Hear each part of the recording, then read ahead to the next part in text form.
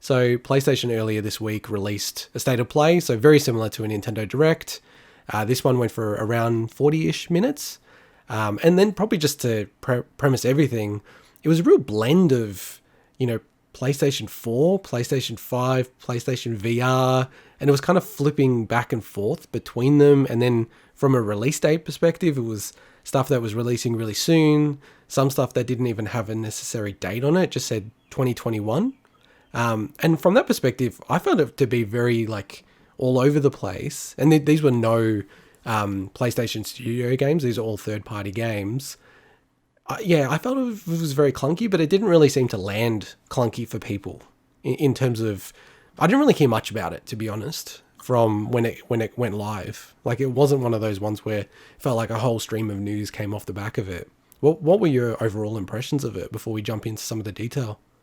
So I didn't get the clunky feel from it because this is how these are the kind of, I guess, mix of games that they are as normally shown in these kind of events throughout the normal generation. Now, obviously, with us moving from PlayStation 4 to PlayStation 5, you're going to have a bit of a mix up there. But if you think back to Nintendo Directs when they had the 3DS as well as the Wii U, they would do this all the time. Mix of both games on both platforms, games that they were just announcing games that were coming next month. So I'm kind of used to it. It's only recently that I think a lot of these presentations have been super focused on very specific. We're only talking about next year. We're only talking about games. We're not talking about hardware kind of stuff.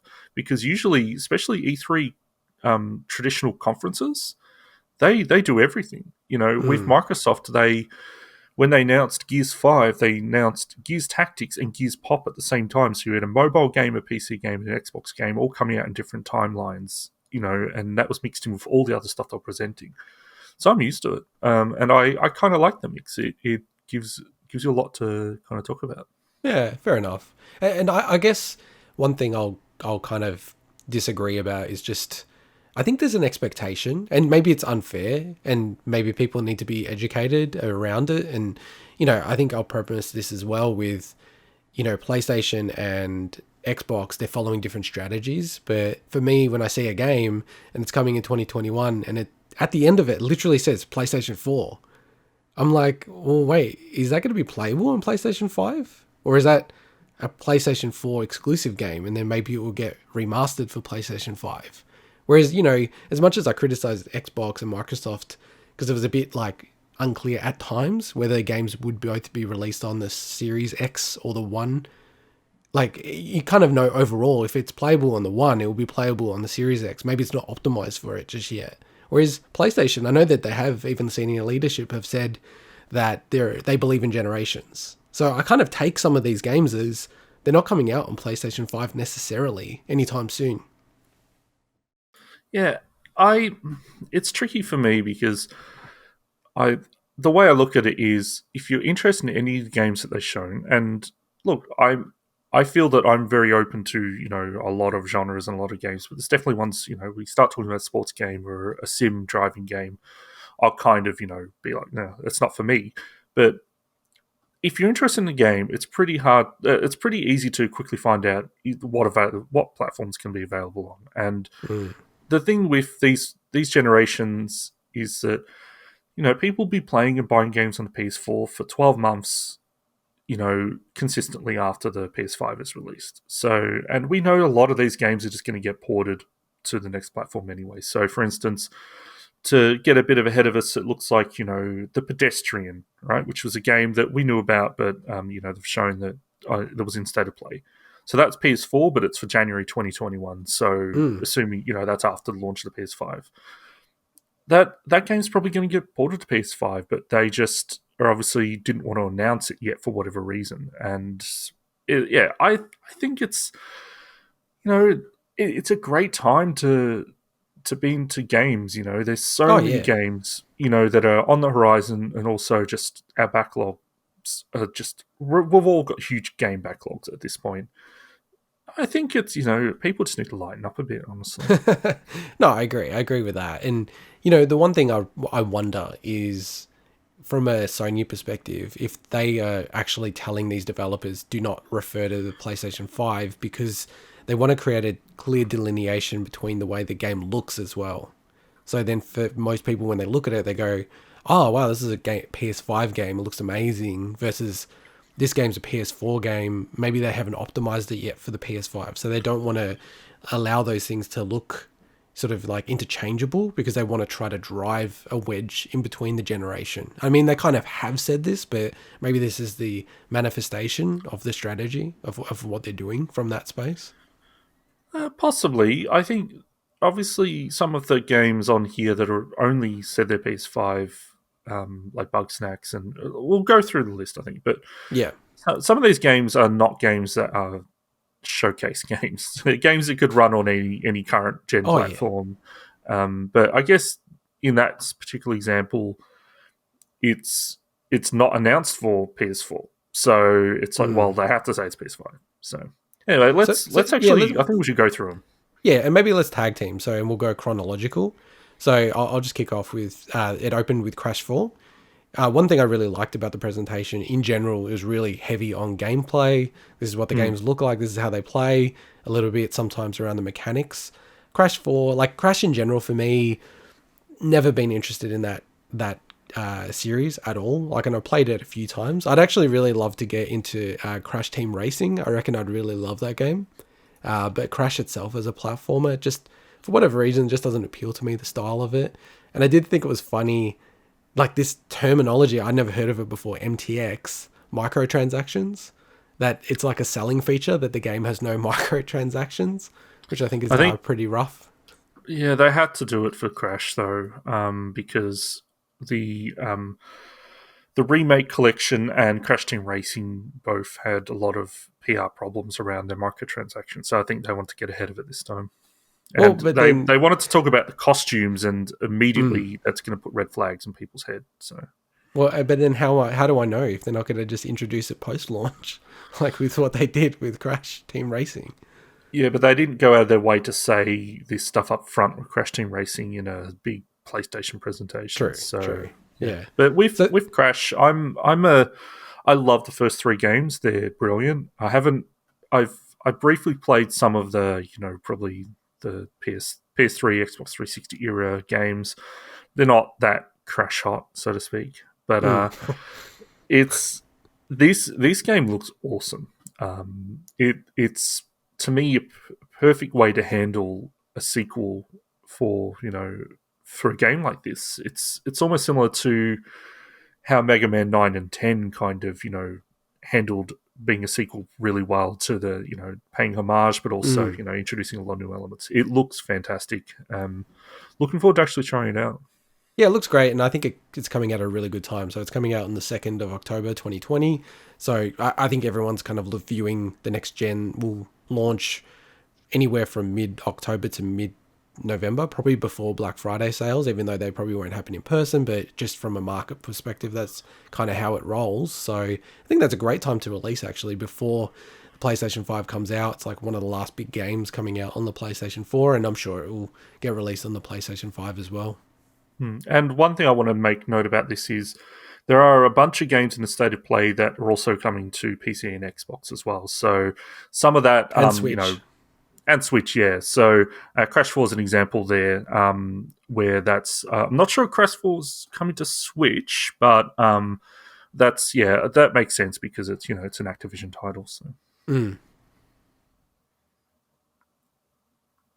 So Hitman 3, do you want to cover this? yeah, so I love the old Hitman games. I spent a lot of time playing Hitman 2 specifically. I haven't played any of the I guess remake ones, but they're very well regarded. And I've watched. They're really fun games to watch other people play in Let's Plays and streaming and that. So the great thing about this, so Hitman 3 is obviously been known for a while, but they announced that it's going to have PSVR mode, and Mm. they're introducing VR to the first two games as well. So all 3 games will actually have VR components now. So that's actually pretty huge, and it looks great. Anyone that loves those games is probably going to be very happy with Hitman 3. IO Interactive are a great developer, and it's really interesting the journey that developer's taken, bouncing around different publishers and now being completely independent. So. And it's releasing Jan 2021. So yeah, like Hitman, I've played a little bit of it. I think it's one of those games, if I got into it a little bit, I'd be hooked on it because I love that kind of, it's almost like a puzzle game and strategy game. So any game like that just always appeals to me. So I think if I can pick it up somewhere for cheap, or is it a part of Game Pass? Question without notice. I think From time to time, maybe it comes on and off, right? I think the first remake game, Hitman, may have been at one point, but yeah, I'm not sure now. So I feel like that's just such a perfect game for that kind of service, where it's just like you just jump in and start playing it a bit. And I know there's a lot of big fans of the series. Well, that game was a live service game to begin with, an episodic game that released in, so that if anything, that game, while it might have not been the most financially successful usage of episodic gaming, proved that did have a place, and we've now moved on from things being episodic to live service pretty much. But yeah, that was really risky, but it was a good move because it was a great game. Speaking of great games, Braid Anniversary Edition. So Braid originally came out as part of like a really great initiative with Xbox. They had Summer of Gaming, and do you remember the exact title of it? It was basically like a whole host of indie games were coming out in that era around 2008. You had like Super Meat Boy, Braid, a whole bunch of games. Like it was almost, for me still, I think it was probably the high watermark of indie gaming. Shadow Complex, I have to mention that because one of my favorite games of that era. And this game looks unreal. Like they've actually hand painted and created like a hand animation of the graphics. So the graphics are already have got like almost a painted style. Very, very stylistic in terms of its presentation, but it just looks unreal the way they've remastered it. And then what I also love about it is it feels like, I don't know if you got this vibe, but it felt like Jonathan Blow, who is the developer and the main guy behind Braid, and what's his other game? Not Journey. The Witness. The Witness, sorry. They're doing like a special features of like embedded in the game. So to me, it really feels like, there's really cool old school DVDs where they have like deep special features on it, and it was really like selling point of DVDs at the time. It feels like he's doing that for games, which I love when remastered collections do that kind of stuff and show that kind of love. We found, I'm not going to spoil anything about The Witness, but you can see some of that in that game as well. But interesting. With Braid, I don't want to kind of, it's different to this. Let me just put it that way. But with this, do we know that Jonathan Blow's actually involved? You would assume that he was talking in the presentation, so I'm not sure if his hands are literally on, creating it. But he was one of the voices. Okay, speaking to this game. I was fairly certain. I'm like, I remember his voice, and I couldn't tell it. So that's good to know, because there were two voices. I don't know who the other person was, but I recognize one of them as Jonathan Blow for sure. If you're going to have any commentary, it needs to be Jonathan Blow doing the commentary, because he was the face of that game. He was the guy behind that game. So that's awesome if that's the case. So I just didn't know if we'd confirm that. And and I'm gonna say this try to say this in the correct way. He's a very opinionated guy, and he's very polarizing. I love him. Like, I think he's a really interesting person, and I think creative people are great people, and sometimes they're a bit odd. So yeah, he's an odd guy in that way, but in a great way. So yeah, he's actually confirmed that he's actually working on it with David Hellman. So I'm imagining David Hellman is the other person who was speaking in the presentation. So I think this is just like a must get for me. It's coming out on the Switch, Xbox One, it's pretty much coming out on everything, PS4, PS5, PC, everything, in early 2021. I do have the original, but I got maybe halfway through it, and then just other things in my life took over, and I really wanted to finish it. So I think having it on the Switch personally will be probably where I want to play it, just because it's portable. Well, what's interesting is I noticed there was an option for speedrun as part of like the commentary options, Oh, I and didn't I'm really notice that. interested in that because that's one of the things that I struggle with trying to complete that game. And was actually the speedrun achievement. So it'd be cool if it actually has tips and tricks in commentary form about how to do certain things.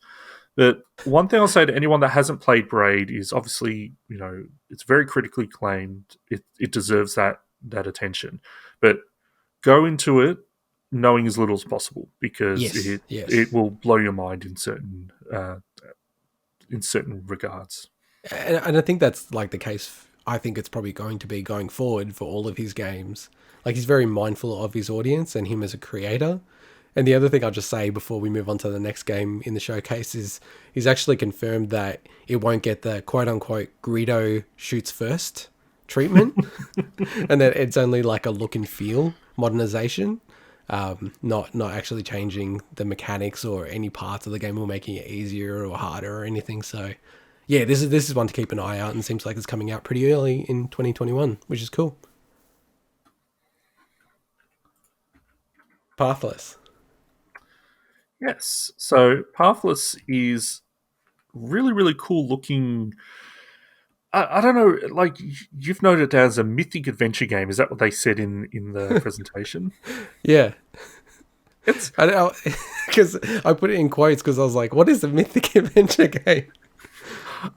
it's really cool. It's definitely an action adventure game in regards to being an open world, but just the way that you traverse around just looks really cool. Like you're basically using a bow and arrow to hit these targets that give you like a slide dash, and you can essentially, just dash around the world like that. And then you've got this really cool owl that you can, not an owl, sorry, an eagle that you can like fly with as well.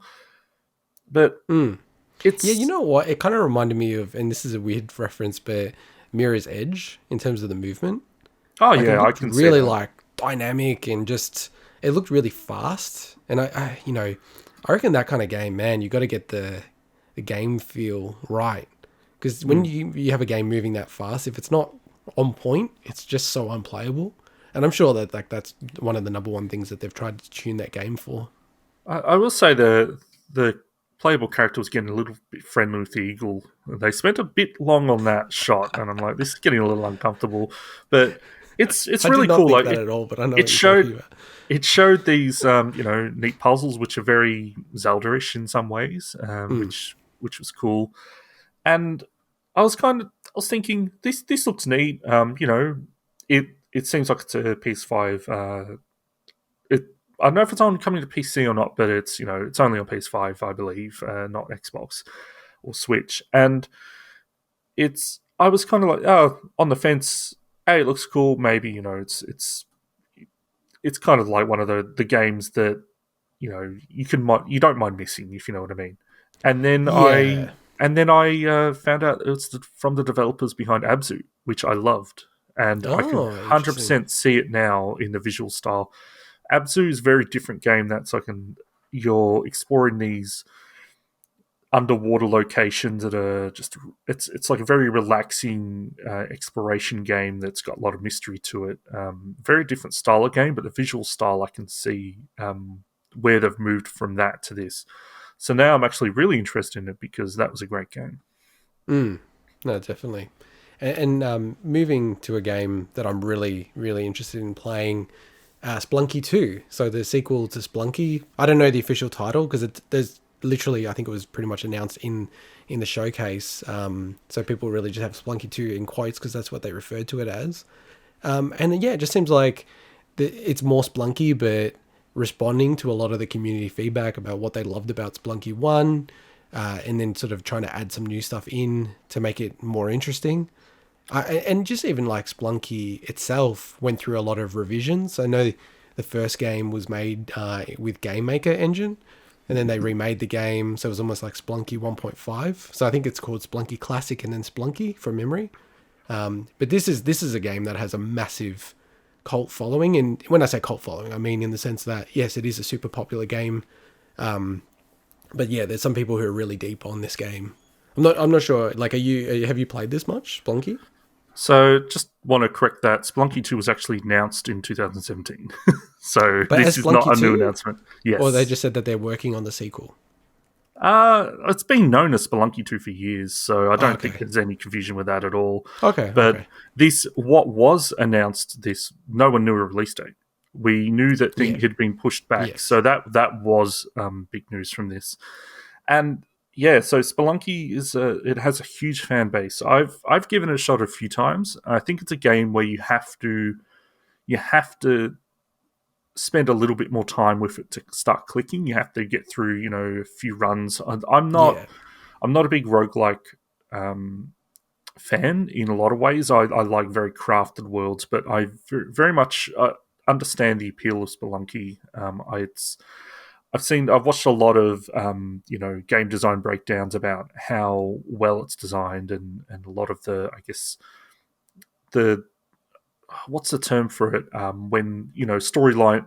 It's basically you telling a story through emergent narrative, emergent gameplay. Mm. Random things are happening. Like, people can have different stories to tell that are unique to them because they're the only person that went through that certain circumstances with the game. I would be more interested in it if I'd actually got into Spelunky 1, but I think it's great to finally have a release date for the fans. Yeah, and I feel like we're opening a whole can of worms with this whole conversation about rogue lights and rogue likes, like LIKE versus LITE. And, obviously the original game, Rogue on PC, where procedural generated game, they've, I find that they're super hit and miss. Enter the Gungeon, I love that game so much. Like, love it, love it, love it. I am probably more of a on the side of the fence of, you sort of gain more the more you play. And I can't remember, but I think it's referred to as rogue light, where it's sort of, there are things that carry over between the runs, but there's still like that idea of permadeath and, that sort of procedurally generated run each time. And from memory, I think rogue like is more where it's, you start from the start fresh each time. But I think you're right. Like, overall, like, either the game clicks, and you need to give it a bit of a go to actually see if it does click. And yeah, like, these games can be super, super addictive because obviously it's the same gameplay loop every time, and then new things are thrown at you each time. So I just find that these kind of games like Dead Cells and Slay the Spire, Spelunky, Enter the Gungeon, like, some people, when you look at it on their Steam accounts, they have thousands of hours on these games, which is, I just think is super awesome. And yeah, so it's coming out on the 15th of September in 2020. So it's just around the corner. So I imagine that community is super pumped for it. Definitely. And going to another game so the next one up in the lineup, another notable game, let's say, but maybe for very different reasons, Genshin Impact. Now, like, for me, really all I know about this game is that people consider it a bit of a copy / clone of Breath of the Wild, which I'd imagine is grossly unfair. But do you know much about this game beyond that? So, like a lot of these games, this is a game that's was been announced for a while, and we've seen footage for a while.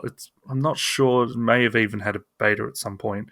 Um, I honestly, this game looks fantastic, Yeah, it and does. I'm not going to. Let's not get into my thoughts about Breath of the Wild in this particular topic. You'll Um, save that. don't let my reservations about Breath of the Wild as a Zelda game get in the way of the fact that this game looks great, even though it looks like they've essentially stolen so many of the elements of Breath of the Wild and have just added more anime to it. Yeah, it's even heavier anime. Because Breath of the Wild is an anime style, but not heavy anime style. This is like real heavy anime style. Yeah, but it looks good. This is actually it's. I think this is coming to Xbox One as well, so I'm super pumped to play this because it. Yeah, honestly, it's going to be funny if I actually enjoy this more than Breath of the Wild. Let's save that topic for another podcast. But yeah, the other one is, this is the notable one where the guy smashed his PlayStation 4 in front of the developers, I believe, or like on a video. when gameplay footage of this came out. It was just bizarre, like people's reaction, and I think it's so weird. Like personally, yes, I do think they've literally just tried to copy elements of Breath of the Wild and build on it, but it's like it's not copying to a point where it's stolen. Like ultimately, you can't copyright or trademark gameplay elements like this. And in visual style, it's not close enough that you can really actually, sue them or do anything like that. It's not trying to come across as Zelda, like in the marketing or anything like that as well. So, but it's just Yeah. one of those games I would not play. It's coming out in the third quarter of this year, so just Oh, around the corner. you will not play. It Nah, looks great. nah, It's it just doesn't. I don't know. It just doesn't grab me. And okay. speaking of games that don't grab me, hey, on I'll, go I, on. What were you I was gonna gonna. say? Hey, you got in the way. I was gonna segue. Okay, Talking go about on. stolen. Yeah, go on.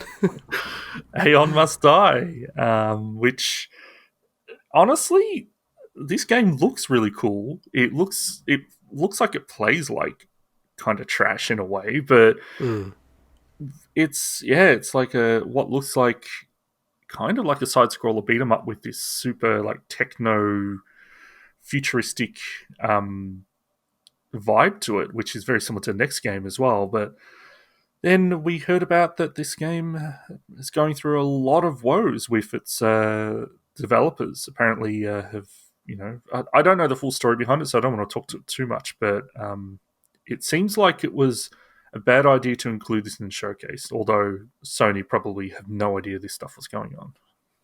Yeah, it's a really weird one. I mean, like all the chat about this game wasn't about the trailer or this game. It was about the creation of this game and the title and the gameplay and whether it was stolen or not. Yeah, I don't know enough about it. Like I've read a little bit about it, but it's one of those ones where personally I feel like a lot of people misunderstand the way the law works.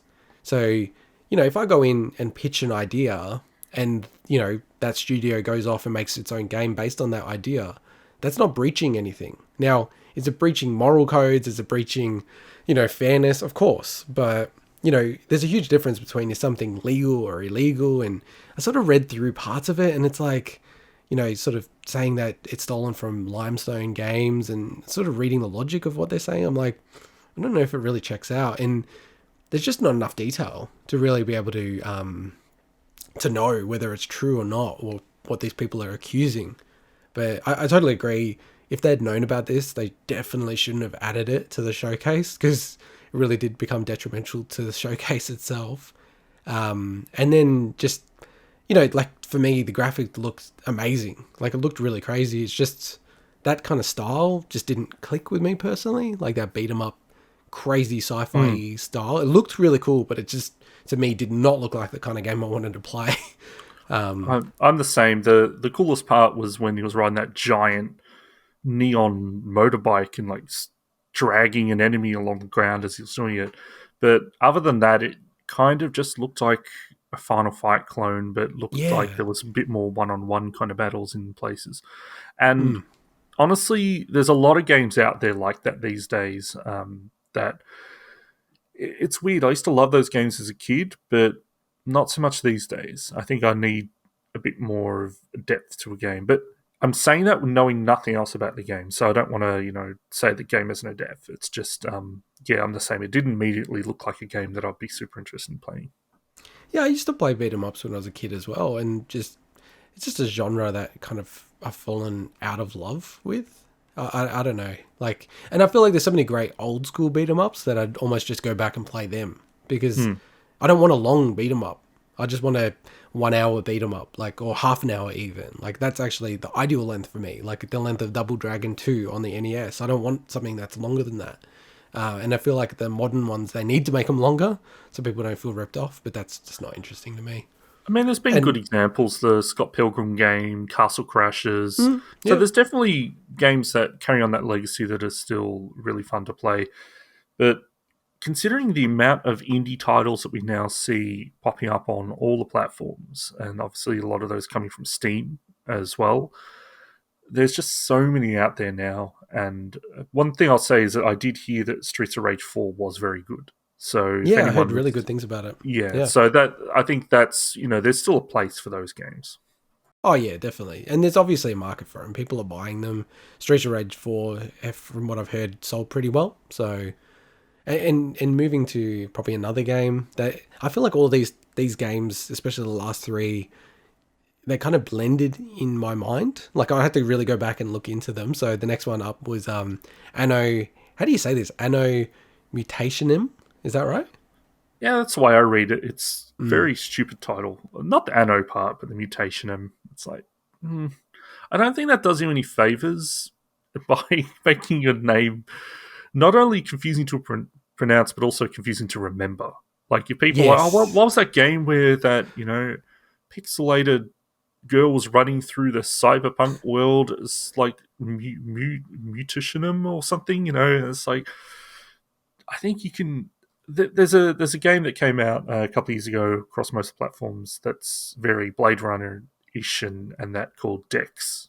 To me, that's a Mm. good title for like a sci-fi game. Dex. You remember it. It's simple, short, not Anno Mutationem.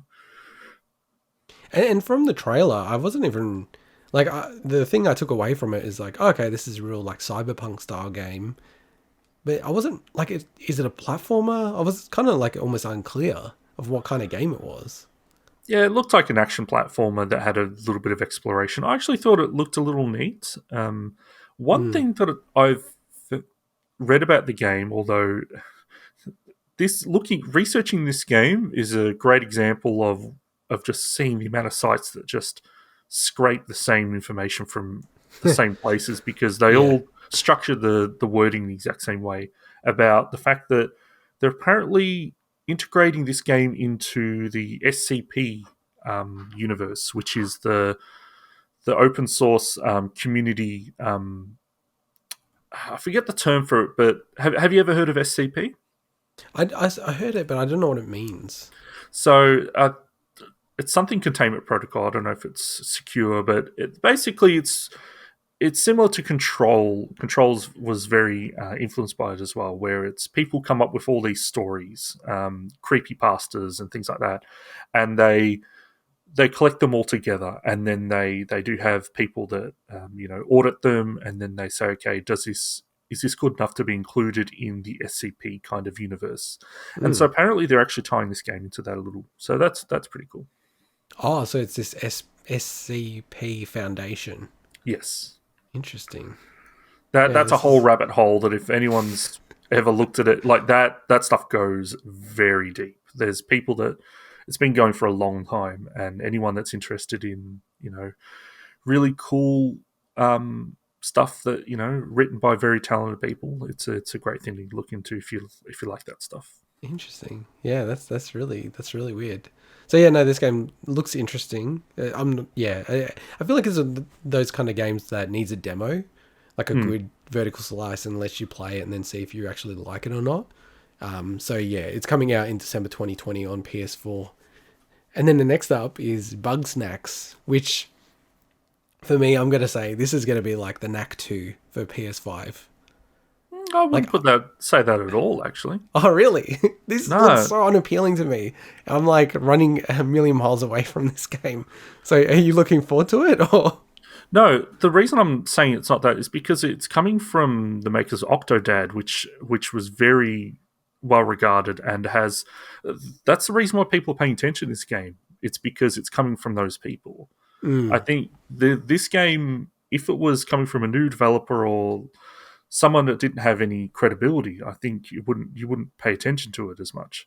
So I mm, think that I'm not going to say this game's going to set the world on fire or anything, but I think this is a fantastic game for kids. It's not the thing with Knack is Knack was trying to be this big showcase game that was showing off the power of the PS. I think it was PS3, wasn't it? Knack one. yeah. And this game isn't doing that. It's just a quirky game that's being made by an indie developer with a good record, and so I think people hating on this game for without knowing that is kind of yeah. Not to say you What need do you to want to know call the me? background. Not to say you need to know who the developers are. To a game appeals to you, or it doesn't. But Mm. I don't think this is a knack situation. It's just a quirky game. Fair enough, fair enough. Nah, and look, like I am coming from a place of ignorance with this game. It just didn't appeal to me, and I just didn't want to invest time to really understand it more. So it was probably unfair. But we did see gameplay for the first time, so that's interestingly, it's very different to what people are expecting. It's like you're playing a Yeah, journalist, and it's kind of like Pokemon Snap, but then you're like building up a community. It's really weird.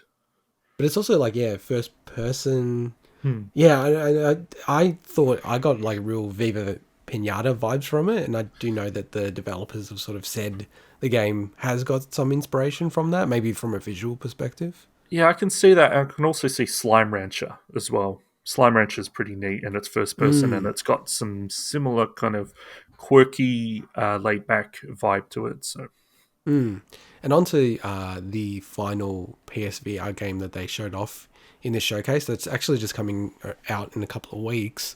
Vader Immortal. So, like a PlayStation VR experience. Now, I thought originally this was more going to be like you are playing as Vader, but it seemed like from the gameplay footage, it was lots of different characters. Is that your impression as well? I don't know if it's lots of different characters, but this game's been, I guess, bubbling for a while now. They've shown it off at least one E3, maybe more.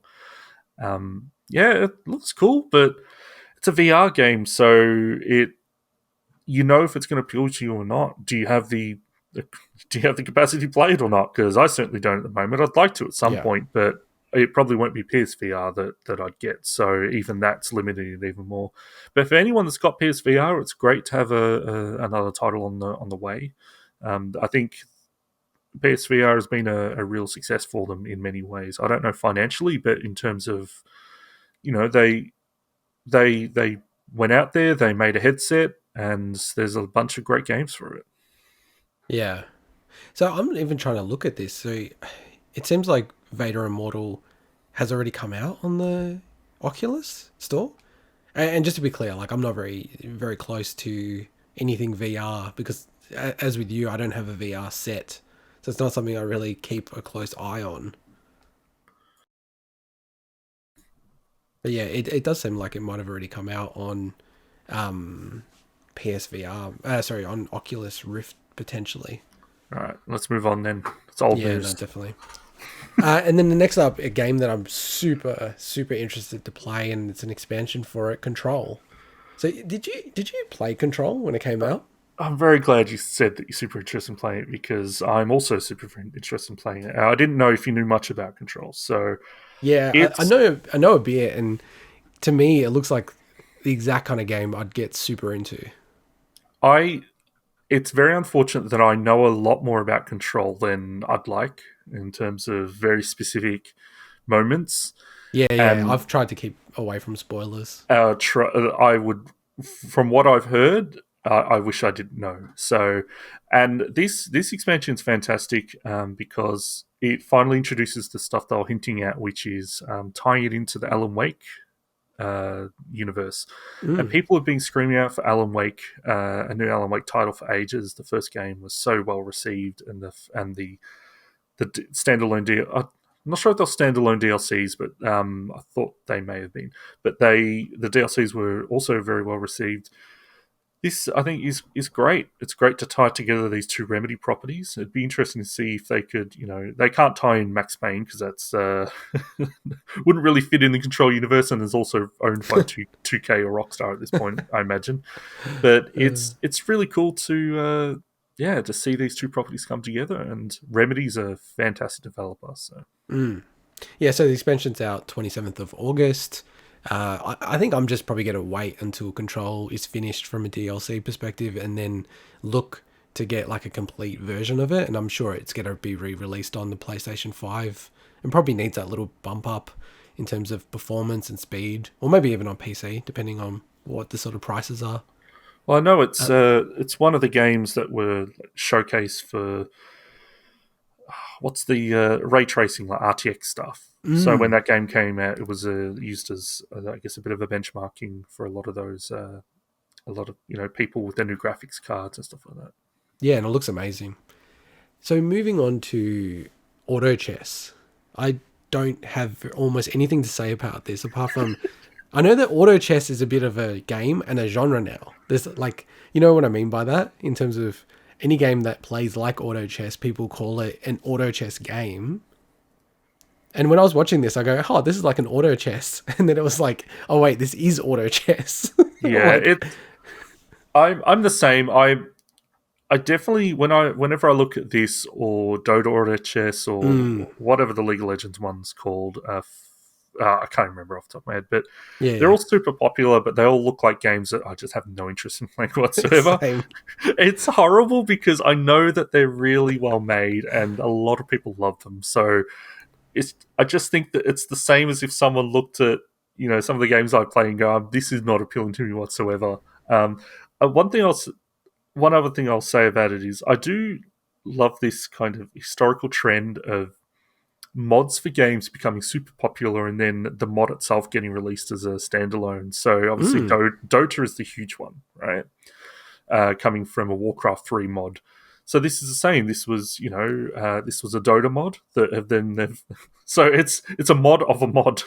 Sorry, it's a mod of a game that used to be a mod, which is kind of weird at this point. It's like this is Inception. Suddenly you're going to start having mods of auto chess, then being released as standalone titles in the future.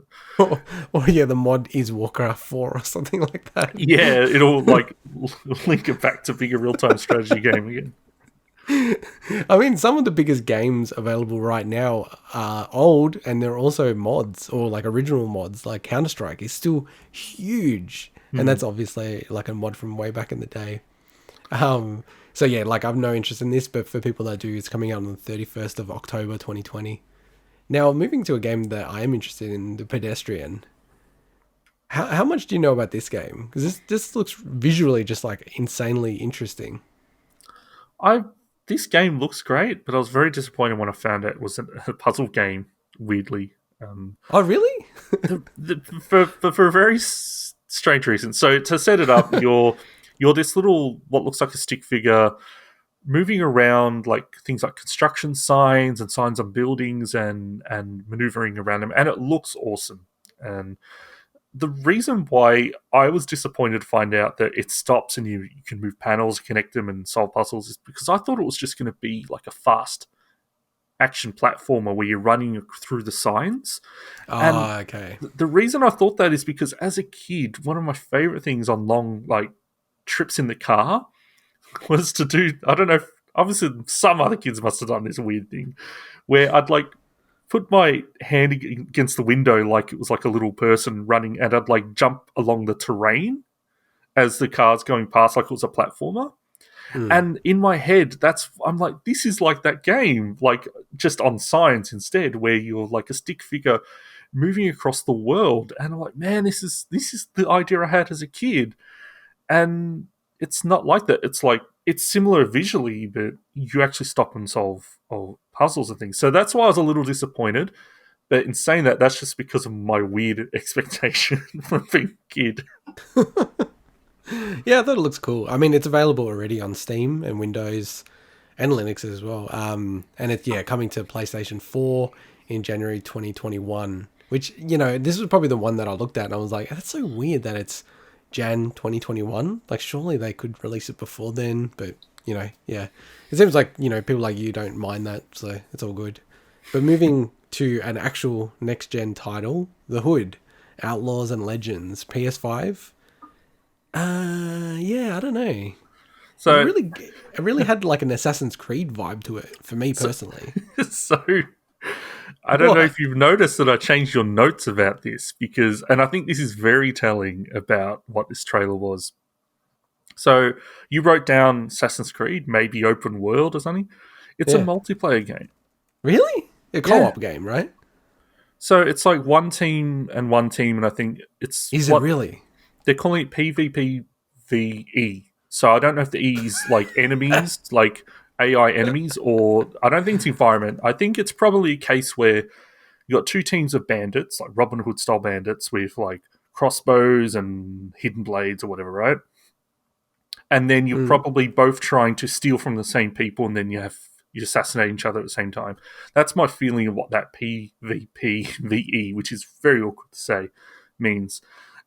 The the trailer itself was okay. Yeah. Honestly, it's cool. Any game that kind of has like a Robin Hood vibe is kind of cool, but yeah, I think it just goes to show that you'd written down, I guess, almost your expectation, almost like the Pedestrian for me. Your expectation from Yeah. seeing that changed.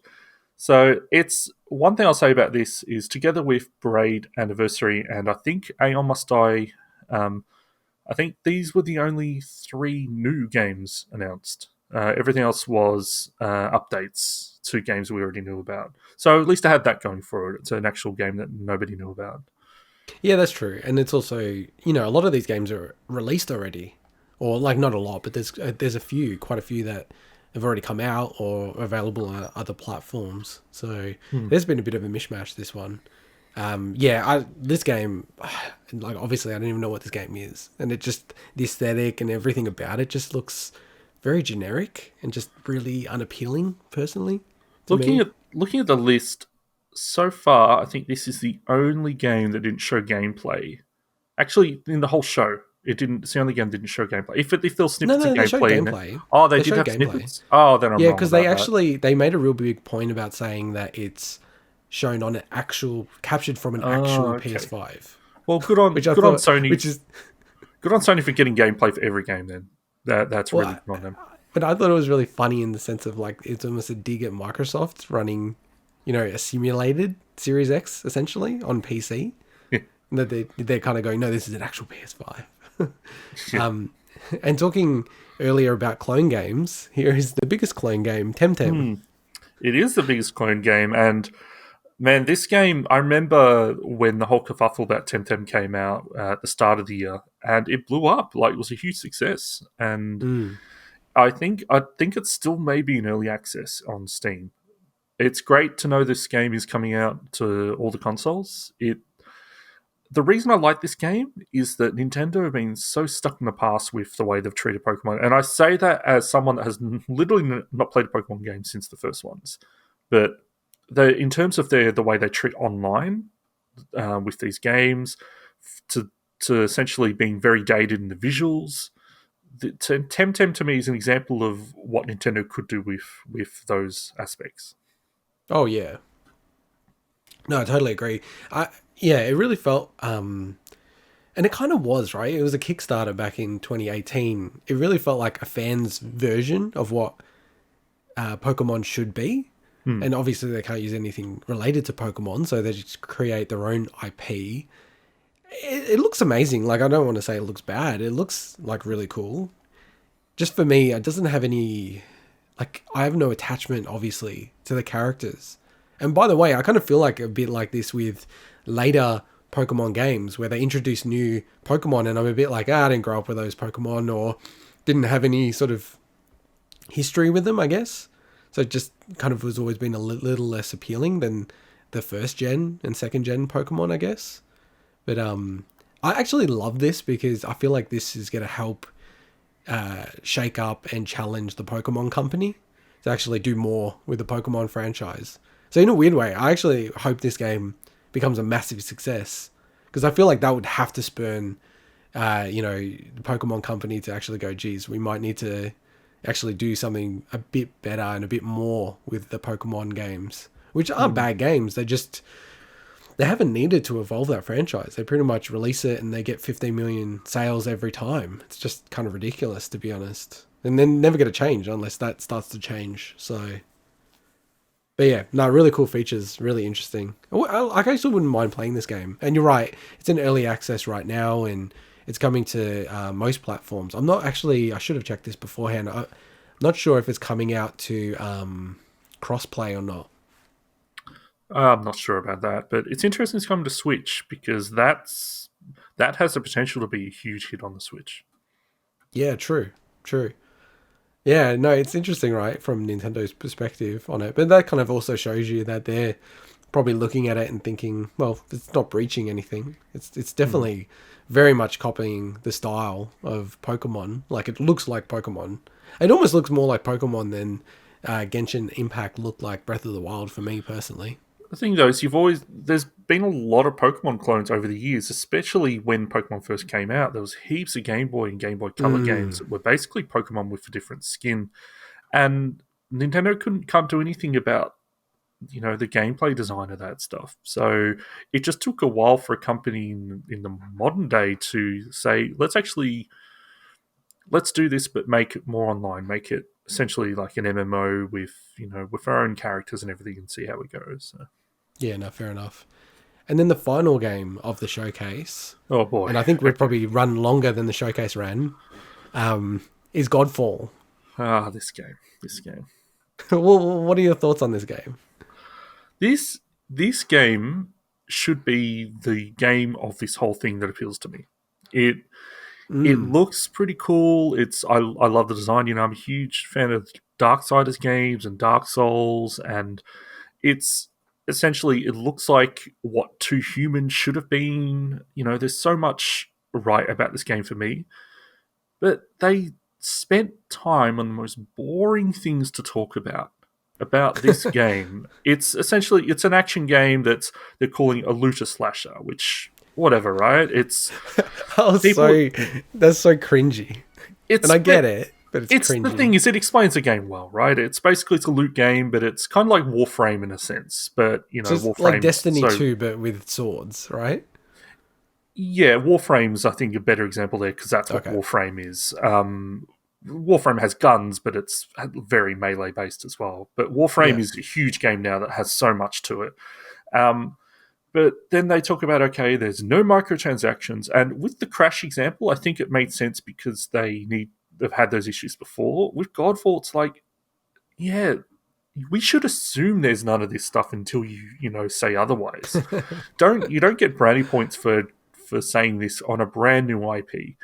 But the problem I had with this is they spent so long. It's almost like the Smash Brothers E3 presentation where they spent half an hour talking about specific like characters' voice being different in different costumes. It was a ridiculous amount of detail, but I loved it because it was Smash Brothers. Other people hated it, and this I think is an example of them spending so long talking about how to parry in an action game. Like every action game has a block button, and if you time it, it parries, and then you can hit an enemy afterwards. You don't need to spend 20 seconds talking about a parry.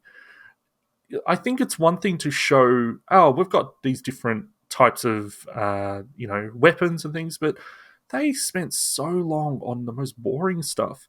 And the one thing that I didn't see from this game is there any exploration? Do you actually like walk around a world and open doors and push? Like, is there any puzzles? Or not say it has to have puzzles, but is there anything other than the combat? Because it looked like that's all there is. And Yeah. if it's just all combat, that could get boring so quickly.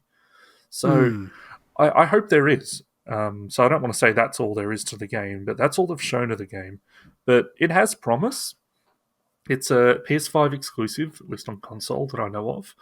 It's the very first PS5 game ever announced, so it has it has buzz there. But I just think they just showed it off in the most mundane way possible.